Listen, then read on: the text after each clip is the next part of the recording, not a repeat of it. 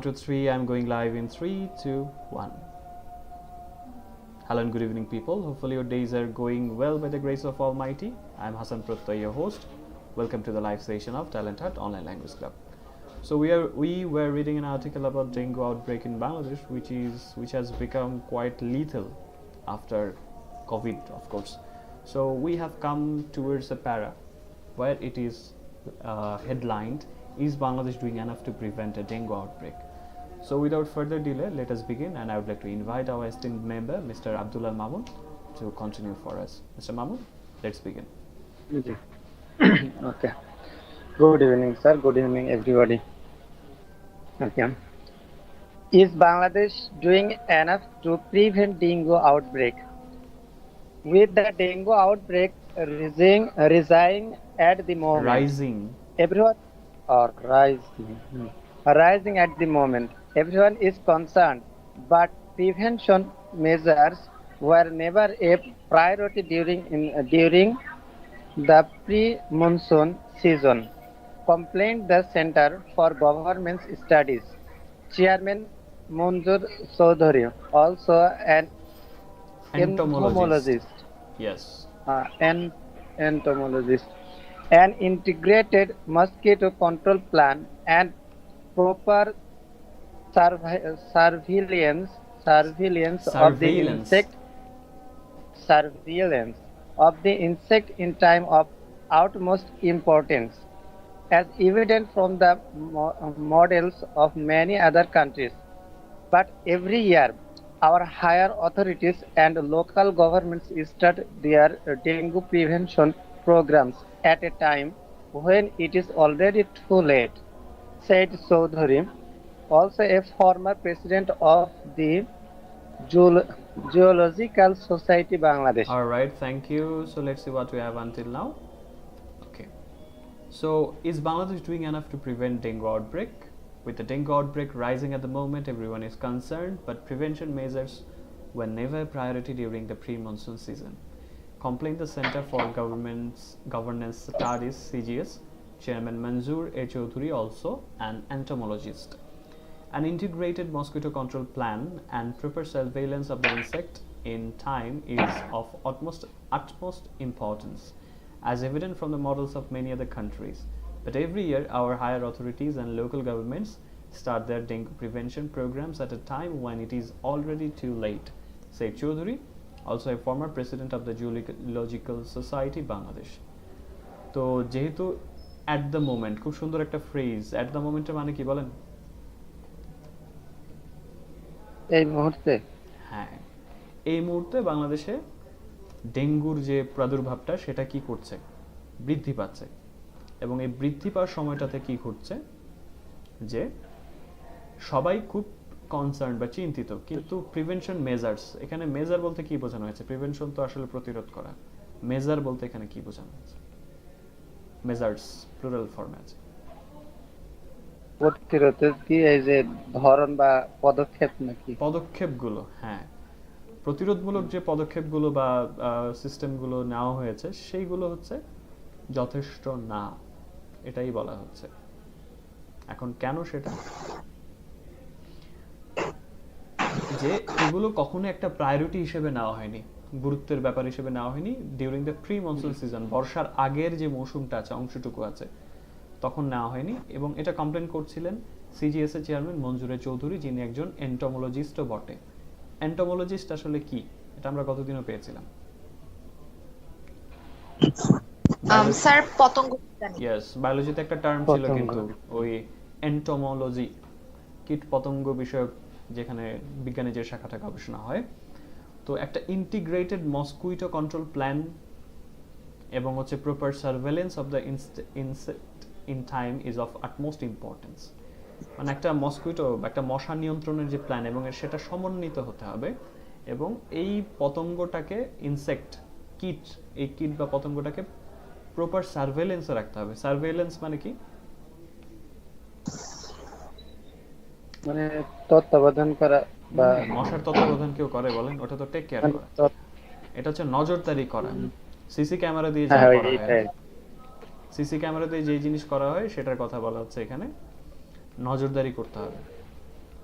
ওকে, তো এটা হচ্ছে ইন টাইম, মানে সময়ের মতো করতে হবে, এবং এইটাই হচ্ছে আটমোস্ট ইম্পর্টেন্স। এখন ইম্পর্টেন্স হচ্ছে গুরুত্ব, আটমোস্ট ইম্পর্টেন্স অ্যাড করা হয়েছে, তার মানে কি হবে এটা একদম এক্সট্রিমলি সবচাইতে গুরুত্বপূর্ণ। আটমোস্টের সিমিলার টাইপ অফ জিনিস হচ্ছে গ্রেটেস্ট, ম্যাক্সিমাম, এই বিষয়গুলো। তো কারণ হচ্ছে কি, এটা এভিডেন্ট। অনেকগুলো দেশের মডেল যদি দেখি আমরা, মডেল বলতে এখানে হচ্ছে একই রকম যে ব্যবস্থাগুলো তারা নেয় বা যেগুলো ঘটছে সেই অনুসারে এটা প্রতীয়মান হয়, মানে এভিডেন্ট হয়। কিন্তু প্রতি বছর আমাদের হায়ার অথরিটি যারা আছে এবং সরকারি, আচ্ছা শব্দ কোথা থেকে আসে শো করে, মিস্টার আমন আপনার এখান থেকে একটু নয়েজ হচ্ছে, ওকে। কিন্তু প্রতি বছর আমাদের হায়ার অথরিটিস যারা আছেন, হায়ার অথরিটিস হচ্ছে ঊর্ধ্বতন কর্তৃপক্ষ এবং স্থানীয় সরকার যেটা আছে, তারা কি করে, তাদের ডেঙ্গু প্রতিরোধ প্রোগ্রামগুলো এমন সময় শুরু করে যখন অলরেডি লেট হয়ে গেছে। এটা চৌধুরী বলছিলেন, যিনি বাংলাদেশের জুওলজিক্যাল সোসাইটির একজন প্রাক্তন প্রেসিডেন্টও বটে।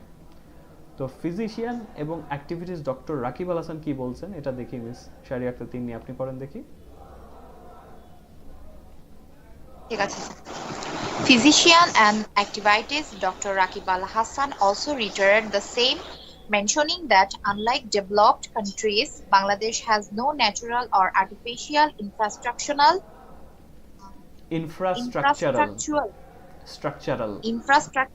preparation to prevent mosquito breeding. Apart from unplanned buildings, stagnant water on rooftops and unplanned roof gardens are some other factors behind the country's ever-growing mosquito population, he mentioned. According to Dr. Hassan, exporting frog legs by killing them in the 1980s was a move which damaged the natural food cycle. While natural farming based on low, medium and high levels of aquatic food cycles have also been lost to the commercial model of fish farming. As a result, there are no fish, no frogs, no turtles, and no birds to eat the mosquito eggs or larvae. Eggs or larvae, said Dr. Hassan. Public health expert and a former DGHS director Dr. B. Nazir Ahmed also termed the prevention methods carried out by the authorities as inadequate, adding that the lack of strategic planning is to be blamed for the dengue outbreak every year. All right, thank you. Let's see what we have until now. Okay, so let's see, একটু খেয়াল করেন miss Tinni, pronunciation গুলো একটু খেয়াল করতে হবে, specially এগুলো নিয়ে এখনো কাজ করা বাকি। Physician and activist Dr. Rakib Al Hassan also reiterated the same, mentioning that unlike developed countries, Bangladesh has no natural or artificial infrastructural preparation to prevent mosquito breeding. Apart from unplanned buildings, stagnant water on rooftops, and unplanned roof gardens are some of the other factors behind the country's ever-growing mosquito population, he mentioned. তো এর পরে পারাতে খুব একটা interesting ব্যাপার আছে, আমি আপনাদেরকে একটা স্টোরি বলবো, তার আগে একটু ট্রান্সলেট করে দেখি। ফিজিশিয়ান আসলে কি ধরনের পেশা বলেন ডক্টর রাকিব আল হাসান? ফিজিশিয়ান উনি কি পেশাতে, কে বলতে পারবেন? চিকিৎসক। এবং অ্যাক্টিভিস্ট মানে কি?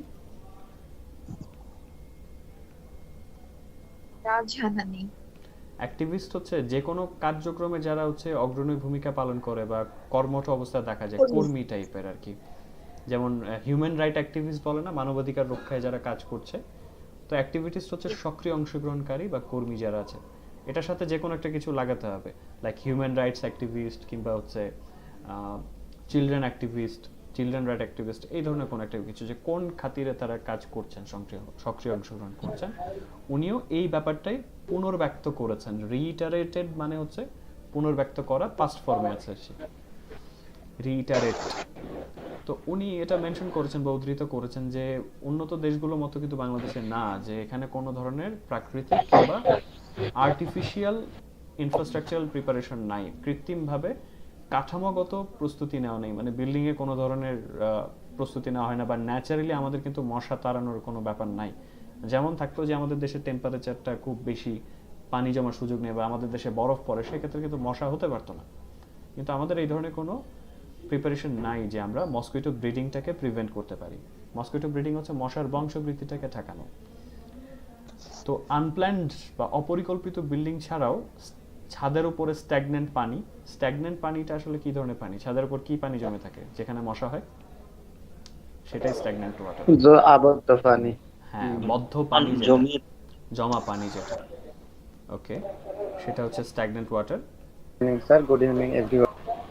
মানে এভিডেন্স, কাঠামোগত প্রস্তুতি নেওয়া নেই, মানে ওকে, স্ট্যাগনেন্ট ওয়াটার হচ্ছে সেটা। এবং আনপ্ল্যান্ড রুফ গার্ডেন্স, এখন তো ছাদ বাগান শুরু হয়েছে, তাই না? ছাদ বাগানের উপকার আছে, অপকারও আছে। যে ছাদ বাগান যদি আপনি ঠিকমতো না করতে পারেন, সেটা কিন্তু মশার একদম আস্তানা হয়ে যাবে। দেখা যাবে যে আপনি ফুল ফল পাচ্ছেন, মশাও পাচ্ছেন সাথে, ফ্রি।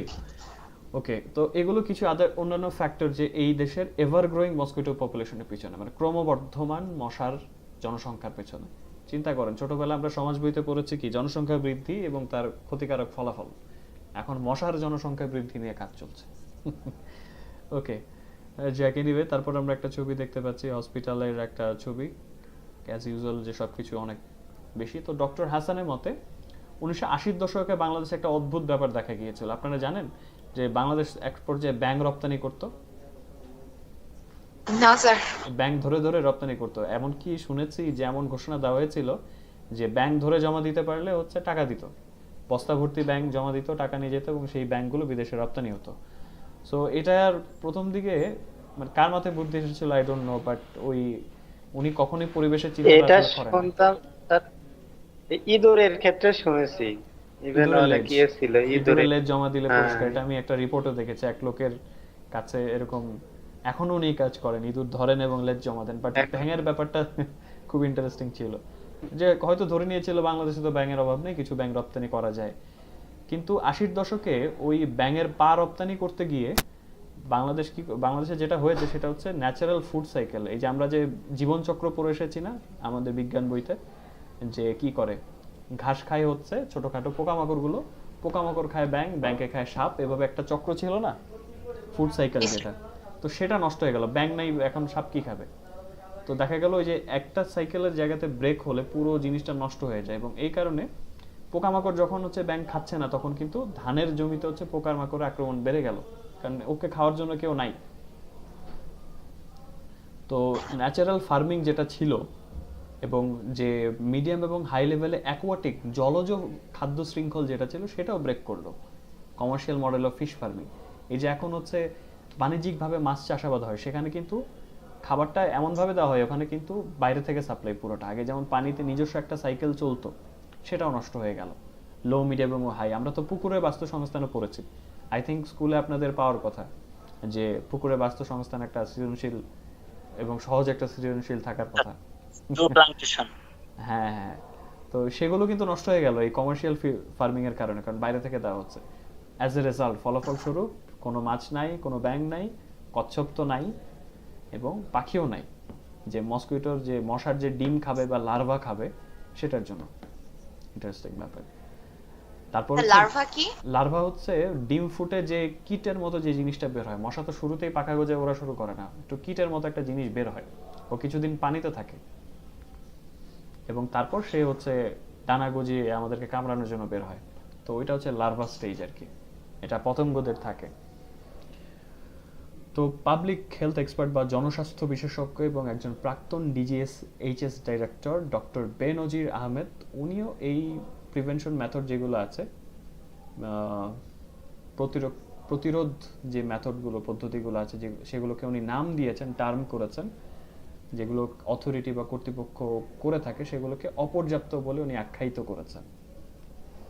উনি এটা যুক্ত করেছেন যে কৌশলগত প্ল্যানিং এর অভাবটা এই ডেঙ্গু, প্রতি বছর এই ডেঙ্গুর প্রাদুর্ভাবের জন্য দায়ী করা যায়।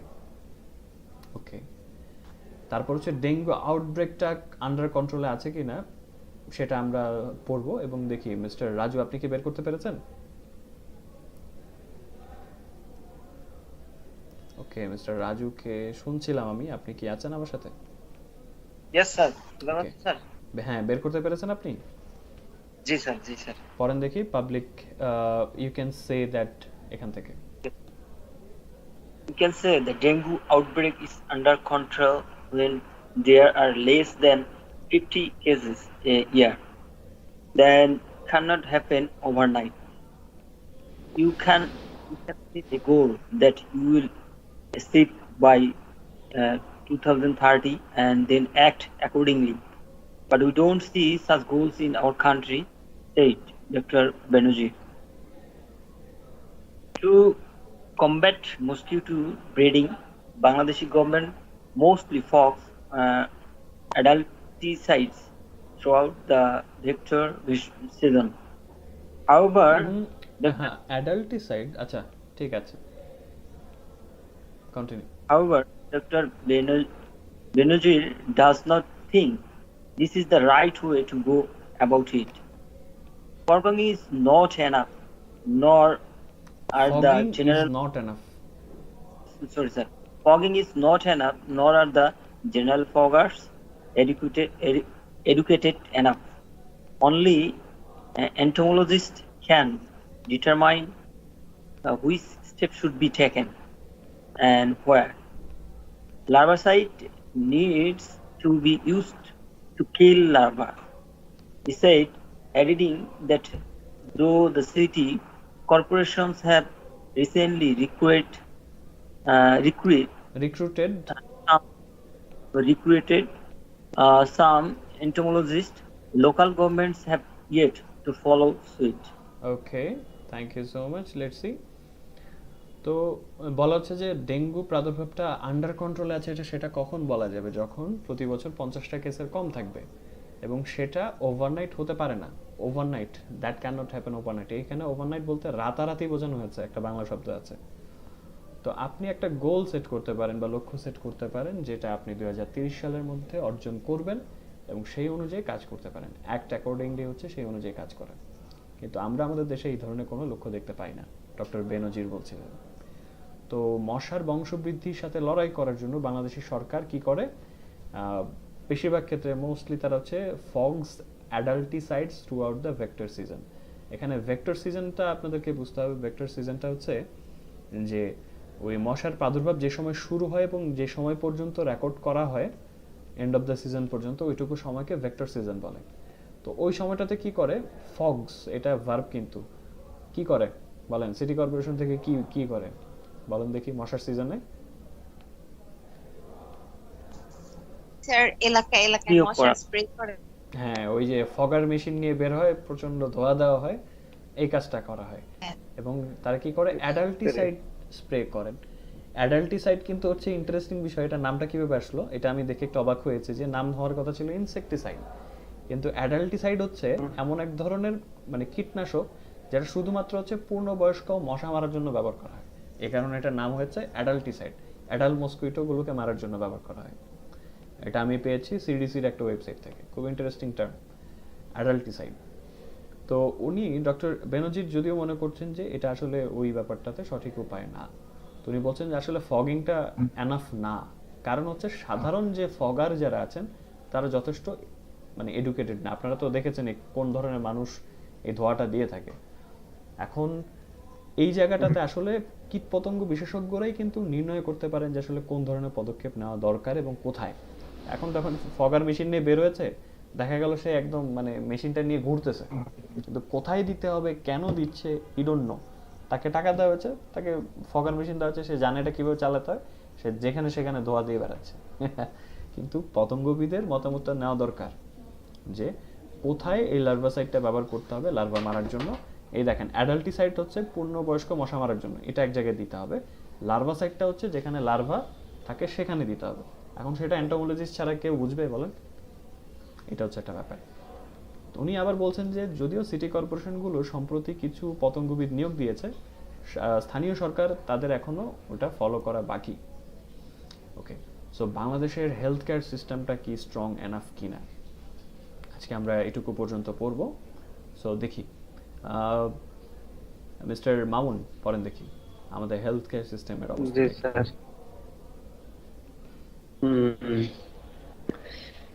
Is Bangladesh healthcare system strong enough?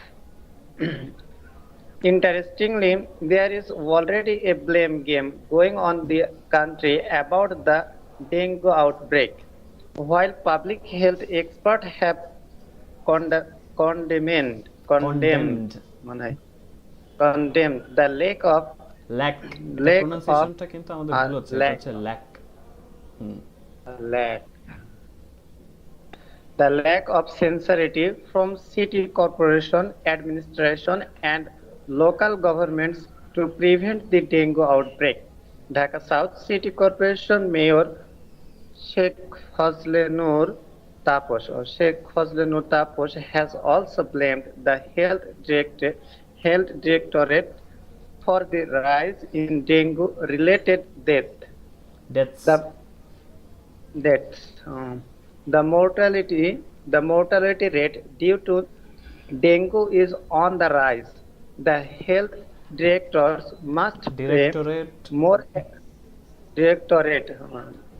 directorate must pay more attention to the matter, said Tapos on Wednesday, and adding that result of surveys on the dengue issue from the health directorate need to come in earlier, based on which the city corporation can proceed with their work.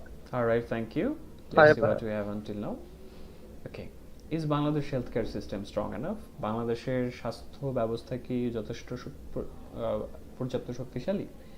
Interesting ব্যাপার হচ্ছে এরই মধ্যে দেশে dengue প্রাদুর্ভাব নিয়ে একটা blame game চলছে। Blame game জিনিসটা কি জানি আমরা? হোয়াট ইজ ব্লেম গেম বলেন দেখি। এটা তো বোঝার কথা। ধরেন ছোট্ট একটা উদাহরণ দিই। মানে ধরেন হচ্ছে রুমের মধ্যে কোন একটা আপনার যেখানে থাকেন বাসার ভিতরে ধরেন আপনার ছোট ভাই বোন আছে, আপনি আছেন, তো বাসায় কোন একটা জিনিস ভেঙে গেছে। এখন কেউ স্বীকার করছে না আসলে জিনিসটা কে ভেঙেছে, তো একে অপরকে দোষ দিচ্ছে। This is called blame game. এটা পলিটিক্যালি হয়, এটা মানে যে অফিসিয়ালি হয়, অনেক জায়গাতে হয়। সো এই দোষ দেওয়া খেলা যেটা, এটাকে বলা হচ্ছে ব্লেম গেম। তো এটা অলরেডি কিন্তু চলছে বাংলাদেশে, যেখানে গণস্বাস্থ্য বিশেষজ্ঞরা হচ্ছে সিটি কর্পোরেশনের যে ল্যাক অফ সিনসিয়ারিটি আছে সেটাকে তারা নিন্দা জানিয়েছেন, কন্ডেম করেছেন। ল্যাক অফ সিনসিয়ারিটি হচ্ছে তাদের আন্তরিকতার অভাব সিটি কর্পোরেশনের অ্যাডমিনিস্ট্রেশনের কাছে এবং স্থানীয় সরকারের কাছে। আবার ডেঙ্গু আউটব্রেকের প্রতিরোধে আবার ঢাকা সাউথ সিটি কর্পোরেশনের মেয়র যিনি আছেন ফজলেনুর তাপস, উনি আবার মানে দোষ দিয়েছেন হেলথ ডিরেক্টরেটকে, স্বাস্থ্য মন্ত্রণালয়কে, ডেঙ্গু রিলেটেড যে মৃত্যু আছে সেটার বৃদ্ধির জন্য। মানে একে অপরকে দোষ দেওয়া চলছে। The mortality rate due to dengue is on the rise, মানে মৃত্যুর যে হারটা আছে ডেঙ্গুর জন্য সেটা হচ্ছে বৃদ্ধি বর্ধমান আছে। স্বাস্থ্য মন্ত্রণালয়ের অবশ্যই উচিত এই ব্যাপারে আরো পদক্ষেপ নেওয়া, সেটা আমাদের মেয়র তাপস বলছিলেন বুধবারে। উনি এটা আরো সাথে অ্যাড করেছেন যে স্বাস্থ্য মন্ত্রণালয়ের ডেঙ্গু ইস্যুতে যে সার্ভেগুলো রেজাল্ট আছে, জরিপের রেজাল্টগুলো আছে, সেগুলোকে আরো আগে আসতে হবে, কারণ যার উপর ভিত্তি করে সিটি কর্পোরেশন কাজ করতে পারে। কারণ ওদের কাছ থেকে রেজাল্ট না পেলে তো বোঝা যাবে না কোথায় কাজগুলো করতে হবে। এই হচ্ছে ব্যাপার। ওকে, তারপর হচ্ছে মিস মারিয়াম দেখতে পাচ্ছি আমাদের সাথে যুক্ত আছেন। Are you there? Yes, sir. তাহলে পড়েন দেখি হাউএভার থেকে আপনি কি বের করতে পেরেছেন? Yes, sir. পড়েন দেখি হাউএভার এখান থেকে। However, the country's healthcare system can be questioned in more ways than one. Certainly, our current healthcare system is not adequate, said Dr. M. Mustaq Hussain, advisor to the Institute of Epidemiology, Disease Control and Research, IEDCR. We don't have enough manpower, proper equipment, and there is also the lack of coordination between ministries that is very much needed in times of emergency. Dr. Hussain also urged the government to acknowledge the severity of the situation by declaring the current dengue outbreak an epidemic and address it with topmost priority.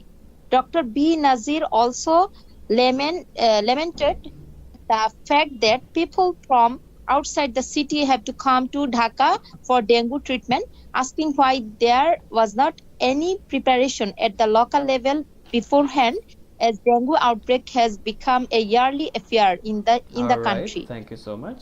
Let's see. তো বলা হচ্ছে যে এই দেশের যে স্বাস্থ্য ব্যবস্থা সেটাকে হচ্ছে অনেক উপায়ে প্রশ্ন করা যেতে পারে, in more ways than one, একটারও বেশি উপায়ে প্রশ্ন করা যেতে পারে। ডক্টর এম মুস্তাক হোসেন, উনি হচ্ছেন আইইডিসিআর যে প্রতিষ্ঠানটা আছে তাদের একজন অ্যাডভাইজার, পরামর্শদাতা। উনি বলছিলেন যে হ্যাঁ, নিশ্চিতভাবে বলা যায় যে আমাদের বর্তমানে হেলথ কেয়ার সিস্টেমটা আসলে এডিকুয়েট না। এডিকুয়েট মানে কি? What is the meaning of adequate? পর্যাপ্ত না। আমাদের যথেষ্ট ম্যান পাওয়ার নাই, মানে যেটা জনশক্তি নাই, প্রপার ইকুইপমেন্ট নাই, এবং তার উপরে মন্ত্রণালয়গুলোর ভেতরে হচ্ছে সমন্বয়ের অভাব আছে, ল্যাক অফ কোঅর্ডিনেশন, সমন্বয়ের অভাব। এবং সেটা যেটা খুবই দরকার ইমার্জেন্সির সময়, কোঅর্ডিনেশনটা দরকার। ডক্টর হোসেন উনি সরকারকে আর্জ করেছেন, আকুতি জানিয়েছেন তাদের কাছে, বা আহ্বান জানিয়েছেন যে তারা যাতে অ্যাকনোলেজ করে, স্বীকার করে যে এই সিচুয়েশনটার সিভিয়ারিটি বা তীব্রতাটাকে কিভাবে, যে বর্তমানে ডেঙ্গুর যে প্রাদুর্ভাব সেটাকে এপিডেমিক বা মহামারী হিসেবে যাতে ঘোষণা দেওয়া হয় এবং এটাকে টপমোস্ট প্রায়োরিটি, সর্বোচ্চ অগ্রাধিকার দেওয়া হয়। ডক্টর বেনজির এটা আরো লেমেন্ট করেছেন, আক্ষেপ করেছেন। লেমেন্টের একটা মানে হচ্ছে বিলাপ করা, এখানে তো উনি হাউমা করে কাঁদেন নাই, তো এটা হচ্ছে আক্ষেপ করা অর্থেই যাবে। তো উনি এটা আক্ষেপ করেছেন যে ঢাকা শহরের বাইরে মানুষকে ঢাকায় আসতে হচ্ছে ডেঙ্গু ট্রিটমেন্টের জন্য। উনি প্রশ্ন করেছেন কেন স্থানীয় পর্যায়ে প্রিপারেশন আগে থেকে নেওয়া নাই, যখন এই ডেঙ্গুর প্রাদুর্ভাবটা প্রতি বছরের ইয়ারলি অ্যাফেয়ার হয়ে গেছে, একটা বাৎসরিক ব্যাপার হয়ে গেছে, কেন তারপরেও মানুষকে ঢাকায় আসতে হচ্ছে? ইন্টারেস্টিং ব্যাপার। Okay, mister Sabbir, are you there with us? Okay, mister সাব্বিরকে এখনো শুনতে পাচ্ছি না। If you can't hear us, let us know. Okay, sir কার আওয়াজ পেলাম? স্যার আমি রাজু। হ্যাঁ, মিস্টার রাজু বলেন। টপ মোস্ট আর আট মোস্ট, এইটার মধ্যে কোনো ইয়া আছে, মানে পার্থক্য আছে স্যার? পার্থক্য আছে। Top most, sorry utmost, topmost তো সরি আটমোস্ট তো বলেছিলাম একদম গ্রেটেস্ট, সবচেয়ে বেশি। টপমোস্ট হচ্ছে ধরেন কোন একটা লিস্টের ক্ষেত্রে আসে, ঠিক আছে? যেমন ধরেন কোন একটা লিস্ট করলেন আপনি, সরকারের অনেকগুলো লিস্ট থাকে না, বা কাজের লিস্ট থাকে না সবকিছুর। সো এই কাজের লিস্টের মধ্যে এক নম্বরে যেটা, সেটাকে আমি টপ মোস্ট বলতে পারি। সো দুটো আসলে একই জিনিস, কিন্তু দুটো ভিন্ন ক্ষেত্রে যায়, এই হচ্ছে ব্যাপার। খেয়াল রাখবেন যে টপ মোস্টটা লাগবেন তখনই যখন সেখানে একটা লিস্ট আসবে, ঠিক আছে, লিস্টের উপরে। যেমন আরেকটা আছে, কিন্তু আরেকটা সিনোনিম এটার আছে, সেটা হচ্ছে ফোরমোস্ট, সর্বাগ্রে, যেটাকে অগ্রাধিকার দেওয়া হচ্ছে সবার আগে। পজিশন ওয়াইজ, জায়গা ওয়াইজ আপনি এগুলোকে বসাবেন। So I think you got the answer. Beforehand আগে ভাগে, বিফোরহ্যান্ড হচ্ছে আগে ভাগে। আমি বলি না যে আগে ভাগে প্রস্তুতি নেওয়া উচিত। ঘুরে ফিরে কথা একই, আগে। এখন কোনটা কতটুকু আগে বা কোন জায়গায় আগে সেটা বুঝতে হবে, এই হচ্ছে ব্যাপার। তো এই আগে নিয়ে অনেক ধরনের কিন্তু প্যারাফ্রেজিং বা বলতে পারি যে ওয়ার্ড এই আর্টিকেলে ব্যবহার করা হয়েছে। তারপর এখানে প্রচুর সুন্দর সুন্দর কি বলে এটাকে, ফ্রেজেস আছে। ওভারনাইট, রাতারাতি, তারপর হচ্ছে ল্যাক অফ কোঅর্ডিনেশন আছে, এডিকুয়েটের একটা ব্যাপার আছে, ঠিক আছে? তো অনেকভাবে আমরা কিন্তু বলতে পারবো। আর্টিকেলটা মোটামুটি লম্বা, আই থিঙ্ক আমরা আরেক 3 সময় দিলে এটাকে আমরা প্রপারলি শেষ করতে পারবো। বাট আপনারা কিন্তু পুরো আর্টিকেলটা পড়বেন। এটার কারণ হচ্ছে আর্টিকেল যত লম্বা হোক, এটা কি খুব বেশি কঠিন টাইপের শব্দ ব্যবহার করা হয়েছে এখানে? বলেন দেখি। না, এবং সবচেয়ে বড় কথা হচ্ছে এই যে টার্মগুলোর সাথে আপনারা পরিচিত, প্রতি বছর এগুলো হয়। ধরেন আপনার এলাকায় মশার ওষুধ ছিটাচ্ছে, আপনার এলাকাতে মানুষজন হসপিটালে ভর্তি হচ্ছে, এগুলো কিন্তু খুব কমন একটা সিনারিও, পরিচিত দৃশ্য, তাই না? শব্দগুলো পরিচিত, দৃশ্যগুলো পরিচিত, ঘটনাগুলো আমাদের চেনা। এই কারণে দেখবেন যে খুব একটা অচেনা লাগছে না। যেটা নিবেন এখান থেকে, যে একটা সাধারণ জিনিসকে একটা মানে ঘটনাকে কত সুন্দর করে বর্ণনা দেওয়া হয়েছে উইথ ডিফারেন্ট পিপল অপিনিয়ন, অনেকের অপিনিয়ন নিয়ে কারণ কার্যকারণ ব্যাখ্যা সব কিছুই করা আছে। সো এটা নিয়ে যতটুকু পড়বেন, যত বেশি পড়বেন, আই থিঙ্ক আপনারা লেখার চেষ্টা করবেন এখান থেকে নিয়ে, এতে স্টাইলটা ফলো করবেন। ঠিক আছে, যাদের লম্বা লেখা লিখতে অসুবিধা হয় বা লিঙ্কার্স খুঁজে পান না, ফ্রেজেস ইউজ করতে অসুবিধা হয়, এখানে দেখবেন যে কিভাবে লম্বা করেছে। কারণ যত লম্বা লেখা লিখবেন একটা টপিকের উপর আপনার কিন্তু মাথায় চিন্তা রাখতে হবে যে না আমার একই শব্দ বারবার লিখলে কিন্তু একঘেয়েমি হয়ে যাচ্ছে, আমার প্যারাফ্রেজিং করতে হচ্ছে। এই টেকনিকটা এখান থেকে আপনারা নিতে পারেন। ঠিক আছে, so thank you so much everyone for your participation. And আজকে যেহেতু উইকেন্ড আগে মোটামুটি শেষ session, thank you. I will see you in the next session. Until then, enjoy your weekend and thank you once again. Have a great time. Good night everyone. ভালো থাকেন সবাই।